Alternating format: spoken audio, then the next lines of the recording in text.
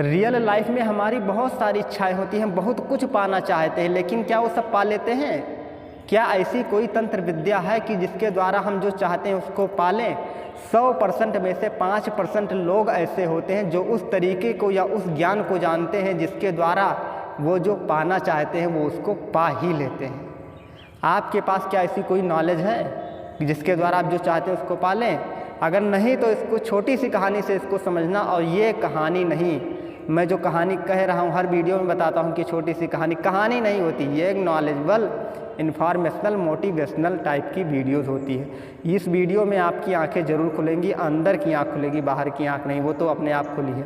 इस वीडियो को ज़रूर देखना लास्ट तक, रिक्वेस्ट है। तो चलिए शुरू करते हैं छोटी सी कहानी के साथ। तो कहानी से शुरू करते हैं। क्या हुआ कि एक साधु रहता था जो कि घाट के किनारे डेरा डालकर रहता था। तो वो दिन भर क्या करता था कि धुनी रुमाए बैठा रहता था, जिस तरह साधु लोग बैठे रहते हैं। और जब वो दिन भर बैठा रहता था, कोई काम नहीं था, और बीच बीच में वो चिल्लाता रहता था। वो एक ही आवाज़ चिल्लाता था कि जो चाहोगे वो पालोगे, जो चाहोगे वो पालोगे। यही वो दिन में बीच बीच में चिल्लाता रहता था। तो उस रास्ते से जो भी लोग गुजरते थे उसको देखकर कुछ लोग उसको तो पागल समझते थे, और कुछ लोग उसको देखकर जो सुनते थे पागल समझते थे, और कुछ लोग उसको अनसुना कर कर चले जाते थे, और कुछ लोग उस पर हंसते थे। तभी एक दिन एक बेरोजगार युवक उस रास्ते से गुजर रहा था, बगल वाले रास्ते से गुजर रहा था। तभी उसने उस बाबा या साधु की आवाज़ सुनी।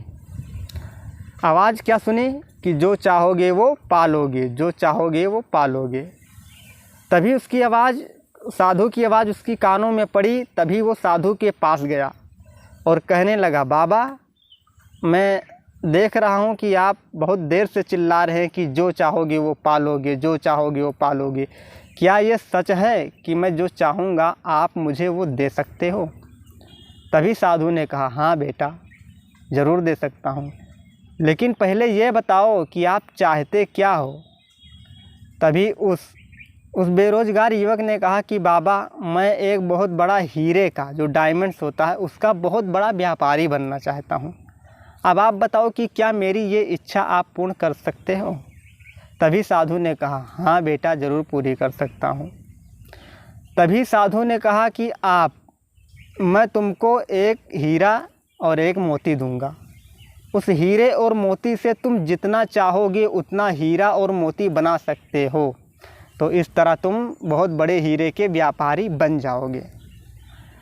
तो इतनी बात उसने सुनी, किसने? बेरोजगार युवक ने। तो वो बहुत खुश हुआ और उसकी आंखों में एक चमक सी आ गई कि अब तो काम मेरा बन जाएगा।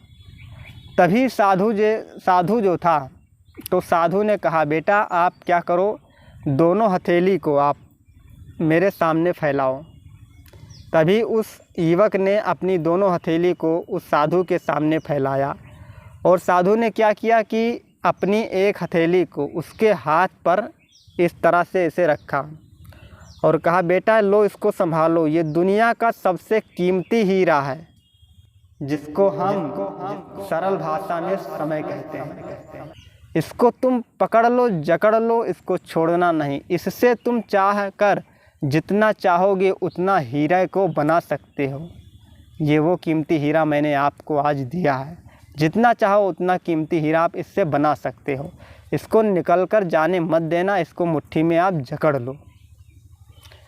अब दूसरी बार क्या हुआ, अब दूसरा हाथ, साधु ने दूसरा हाथ अपना उसके हथेली पर रखा और कहा, बेटा ये लो दूसरा कीमती मोती मैं तुमको दे रहा हूँ, इसको पकड़ो, जिसको हम सरल भाषा में क्या कहते हैं? धैर्य कहते हैं। तो दूसरा हाथ उसने रखा और कहा, इस धैर्य को जब भी तुम कोई काम करना, किसी चीज़ में अपना समय लगाना, और उस मेहनत के हिसाब से तुमको जब फल ना मिले, समय लगाने के बाद भी फल ना प्राप्त हो, वांछित फल की प्राप्ति ना हो, तब इस धैर्य रूपी मोती को धारण कर लेना, तब तुम्हें सफलता मिलनी तय ही है। तब युवक ने क्या किया कि साधु की बात को ध्यान से सुना और साधु महाराज को धन्यवाद किया, प्रणाम किया और वहाँ से चल दिया। अब उसे सफलता के 2 गुरु मंत्र मिल चुके थे। पहला था समय और दूसरा था पेशेंस, जिसको हिंदी में धैर्य कहते हैं। अब उसने निश्चय कर लिया कि कभी भी अपना समय व्यर्थ में नहीं गंवाएगा, जो भी काम करेगा वो धैर्यपूर्वक करेगा।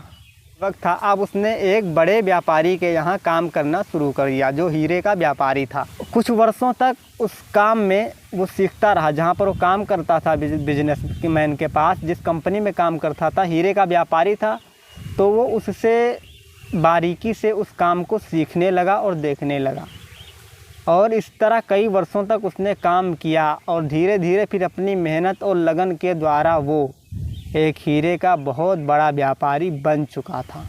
तो इस कहानी से सबसे बड़ी सीख हमको क्या मिलती है? मैं इसका निष्कर्ष के रूप में अगर कहूँ तो लक्ष्य प्राप्ति के लिए समय और धैर्य का नाम का हीरा और मोती हमें अपने साथ रखना होगा। कभी भी फालतू में समय को बेकार नहीं करना होगा, ताकि सफलता तो मिलनी तय ही है। अगर ये दो चीज़, आप ये दो गुरु मंत्र हमेशा याद रखना, हम भी और आप भी। पहला है समय, दूसरा है धैर्य। कोई भी काम आप शुरू करो, कहीं पर आप जॉब करने जाओगे तो वहाँ पर आप समय ज़रूर दोगे और वहाँ पर धैर्यपूर्वक काम करना पड़ेगा। धैर्य सबसे ज़्यादा, जब कोई अपना काम हम स्टार्ट करते हैं तो उसमें सबसे ज़्यादा रखना ज़रूरी होता है। कई लोग गिव अप कर देते हैं, छोड़ देते हैं, इसीलिए सफलता उन्हें नहीं मिलती। तो सबसे बड़ा पॉइंट इस कहानी का यही था। आप समझ गए होंगे, ये मेरा विश्वास है। और मैं अब आपको क्या करना है, अब आपको 2-3 पॉइंट याद रखना है। इसका और निष्कर्ष में जा रहा हूँ, बारीकी से 2-3 पॉइंट आपको याद रखना है। तो क्या है? Remember all this point. तो पहला पॉइंट क्या कहता है कि आप जब भी सोने जाओ बिस्तर पर तो उससे पहले कापी उठाओ, कलम उठाओ और लिखो कि किन कामों में मैंने अपने समय को बर्बाद किया। ऐसा कौन सा काम मुझे नहीं करना चाहिए था जो मैंने जाने अनजाने में किया, उसको कापी में आप लिखो। और किन कामों को आबाद किया, मतलब कि उसका सही यूज किया, उस काम में अपना समय दिया, कुछ ना कुछ तो पूरे दिन में अच्छा किया होगा आपने, उसको भी लिखो। ये पहला पॉइंट है आपका। अब हम दूसरे पॉइंट की तरफ बढ़ते हैं। दूसरा पॉइंट क्या है कि आप उन कामों को भी लिखो जो आपको करना चाहिए था, पर आपने बहाने से या कोई और कारण से उस काम को नहीं किया। इनको लिखो। अच्छा क्या हुआ लिखो, बुरा क्या हुआ, इसका आप निकालोगे निष्कर्ष, कितना ज़्यादा मैंने अच्छा किया, कितना नहीं अच्छा किया।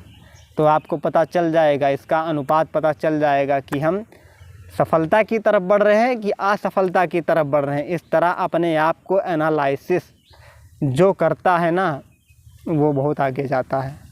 तो इस कहानी से आप ज़रूर बहुत कुछ सीखे होंगे। अपना सजेशन आप ज़रूर कमेंट में लिखना। तब तक के लिए अगली कहानी में फिर मिलेंगे दमदार कंटेंट के साथ, वैल्यूएबल कंटेंट के साथ। तब तक के लिए जय हिंद, धन्यवाद।